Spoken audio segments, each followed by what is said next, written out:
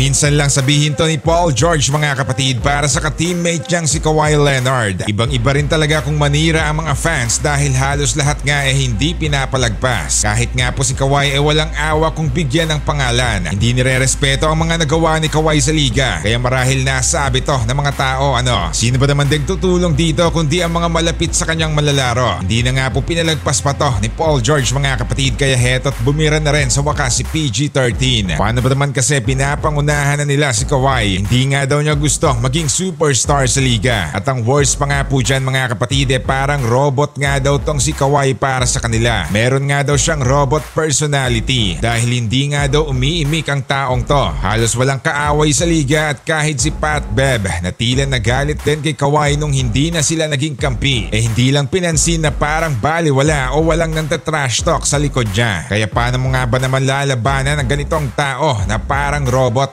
walang imik, parang sarili mo pa ang kalaban mo kung ganito. Kaya tigil na lang bigla si Pat Bev dyan. Pero para kay Paul George mga kapatid medyo siya yata ang nasasaktan sa mga pinagsasabi ng tao. Kaya hindi niya na rin napigilan pang mag-clap back sa mga taong nangkukutya na robot itong si Kawhi. At funny dude ang personality niya. Hindi niya nga rin maintindihan kung bakit robot ang tinatawag ng mga tao sa kanya. Parang eto nga rin po yung sinabi ni Kawhi dati na I'm a fun guy nung nasa Toronto pa nga po siya.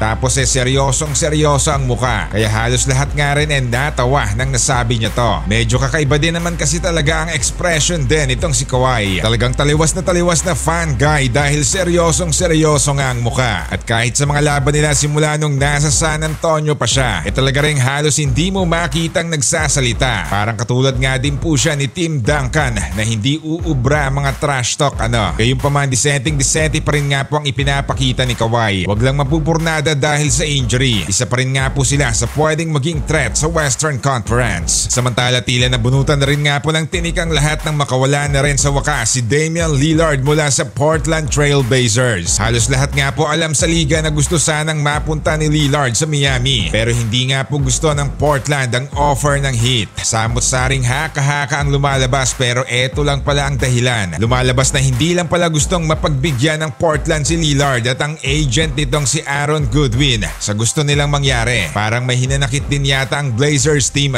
Sino ba namang hindi rin superstar nyo yan sa team tapos bigla kayong iiwan lang sa ere. Pero gayunpaman wala nga pong kinalaman to kay Damian Lillard. Pagkos nang dahil lang pala sa agent niya. Ayos na ayos lang din sana para sa team na pakawalan siya. Pero etong agent niya ang nagbigay ng komento sa media na hindi nga nagustuhan ng pamunuan ng Portland. Parang napahiya pa ang prangkisa sa pinagsasabi niya. Simula nga po nito parang gumaganti na rin ang Portland. Hindi na nila gusto din bigla ang offer ng Miami sa kanila. Kaya ang ending kahit ano pang gawin ng Miami hindi dito mapupunta si Lillard. Maganda pa rin naman ang kinalabasan para kay Dame Time dahil sa pang championship contender pa rin naman siya bumagsak. Antetokounmpo, Lillard at Chris Middleton sa isang team. Talagang napaka-solid na trio nito mga kapatid